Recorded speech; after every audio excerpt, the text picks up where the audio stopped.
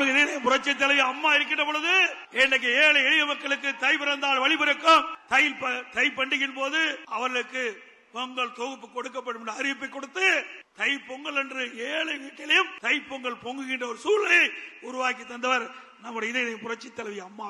அந்த வழியிலே வந்த அம்மாவுடைய அரசு தை பொங்கல் என்று எல்லா இல்லங்களிலும் மகிழ்ச்சியோடு தை பண்டிகை கொண்டாட என்பதற்காக எல்லா குடும்ப அட்டைக்கும் 2500 ரூபாய் கொடுத்த அரசாங்கம் அண்ணா திமுக அரசு. அப்பொழுது திரு ஸ்டாலின் அவர்கள் எதிர்க்கட்சி தலைவராக இருந்தார். அப்பொழுது குறிப்பிட்டார், முதலமைச்சர் எடப்பாடி பழனிசாமி குடும்ப அட்டைக்கு 5000 ரூபாய் கொடுக்கலாம்.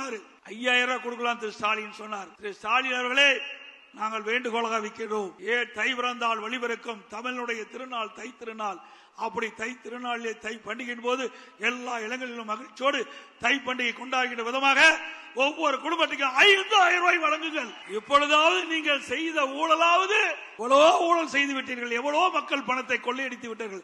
இனியாவது கடைசி காலகட்டத்திலாவது மக்களுக்கு மகிழ்ச்சி ஊட்டுகின்ற விதமாக இந்த தை பண்டிகை மகிழ்ச்சிகரமாக கொண்டாடுகின்ற விதமாக ஒரு 5000 ரூபாய் நீங்கள் வழங்க வேண்டும். எவ்வளவோ கொள்ளையடிச்சிட்டு இருக்கிறீங்க, ஆனா மக்களுக்காக எந்த திட்டமும் கொடுக்கல, எந்த பெரிய திட்டமும் இந்த ஆட்சியில் வரல. இதையாவது இந்த ஏழைகளுக்காக செய்ய வேண்டும் என்று வேண்டுகோளாக வைத்து நாம் முன்கூட்டியே, எனக்கு முன்னாலே தலைமை கழக நிர்வாகிகள் குறிப்பிட்டதை போல நாம் முன்கூட்டியே தமிழகத்தில் பல்வேறு மாவட்டங்களில் எழுச்சி பயணத்தை மேற்கொண்டோம். அந்த எழுச்சி பயணத்தின் போது நம்முடைய மாவட்ட செயலாளர், தலைமை கழக நிர்வாகிகள், வருகை வந்திருக்கின்ற ஒன்றிய செயலாளர், நகர செயலாளர், பேருக்கழக செயலாளர், பகுதி செயலாளர் அத்தனை பேர் ஒருமித்த கருத்தோடு மிக சிறப்பாக எழுச்சியாக அந்த எழுச்சி பயண கூட்டத்தை நடத்தினீர்கள். மக்களை காப்போம், தமிழகத்தை மீட்போம் என்று நாம் குரல் கொடுத்து கிட்டத்தட்ட 175 சட்டமன்ற தொகுதியிலும் அண்ணா திமுக அந்த பிரச்சாரத்தை தொடங்கினோம். இனி எந்த கட்சியும் இனிமேல் எவ்வளவு சட்டமன்ற தொகுதியில போய் பிரச்சாரம் செய்ய முடியாது. அப்படி அருமையான